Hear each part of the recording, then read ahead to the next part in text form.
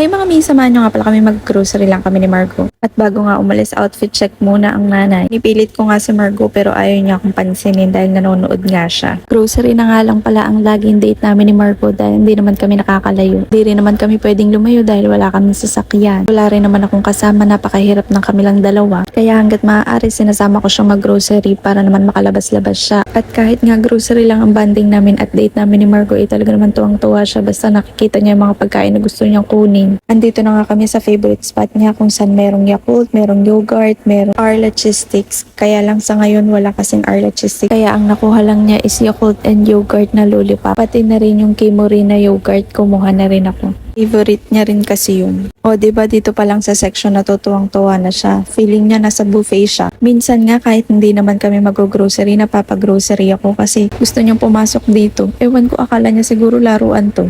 Pagkatapos nga namin sa yogurt at Yakult, ayan, napadaan naman kami dito sa mga Dutch Mill and milk. Bibili kasi sana ako ng milk, kaya lang wala yung Arla na hinahanap ko. Ayan, kumuha na nga ng Dutch Mill. Sabi ko wag yun at malaki. Ito na lang na maliliit para pwedeng isang inuman. Ito nga palang mga pinagbibili ko sa kanya ay siya rin ang umiinom nito pero hindi lahat. Kumbaga parang bibigyan ko siya ng isa pero hahatian ko siya dun sa isa para naman hindi ganun karami. At dahil sabi ko nga bibili kami ng milk, ayan, nangunguha na ng milk. Hindi pa naman yun pwede sa kanya. Hindi ko na nga na video yung iba pero after nga namin mag-grocery, pinaglaro ko muna siya dito sa World of Fun para naman sulit yung labas namin kasi nga bihira lang talaga kaming lumabas. And sobrang tipid lang naman niya kasi ayaw niya nung nagalaw yung sasakyan. Yan, ganyan lang yan. Drive lang tapos aalis na. So yun lang mga may, bye!